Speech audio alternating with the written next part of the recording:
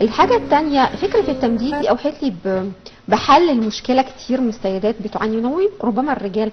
مناطق السمراء الغامقه، مناطق الحساسه، او في بعض الناس تحت الابيضين، الستات كتير قوي كلمتنا واشتكت من الموضوع ده. انتوا ممكن تستخدموا التكنيك ده ليها؟ لا، دي بتبقى الوسائل العلاجيه الافضل ليها هي الوسائل العلاجيه الغير جراحيه، لان الغمقان ده بيحصل نتيجه ايه؟ خصوصا في المناطق الحساسه، نتيجه ان الشعر بيكون موجود، فبالتالي هي بتقوم بازاله الشعر بطريقه تقليديه مع الالتهابات اللي ممكن تحصل، مع وجود احتكاكات دايما، مع وجود العرق، مع وجود بعض البكتيريا، ده بيعمل غمقان في لون الجلد. عشان كده الوسائل الجديده دلوقتي لتفتيح درجات اللون وبتجيب نتائج جميله جدا، ان احنا الاول حاجه في المناطق الحساسه يتم ازاله الشعر عن طريق ازاله الشعر بالليزر، بيتعمل جلسات لازاله الشعر بالليزر، فبنقضي على وجود الشعر الزائد الغير مرغوب في وجوده، وبالتالي بعد كده نبدا نستخدم تقنيات لتفتيح لون الجلد.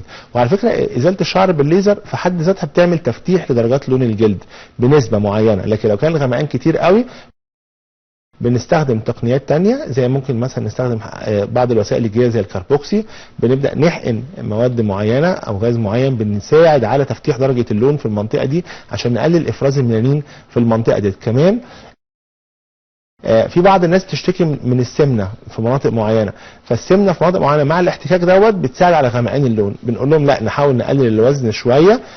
لو كانت السمنه دي تراكميه، شفط الدهون بيساعد كتير قوي عن طريق التقنيات الجديده دلوقتي زي مثلا فيسر، او عن طريق شفط الدهون بالليزر او كده. كل ده بيساعد على تقليل كميات الدهون، فبالتالي الاحتكاك بيقل في المناطق الحساسه في جسم الانسان، وبالتالي بيساعد كتير قوي على ان المنطقه دي يبقى لونها فاتح ويبدا اللون يرجع طبيعي مره ثانيه.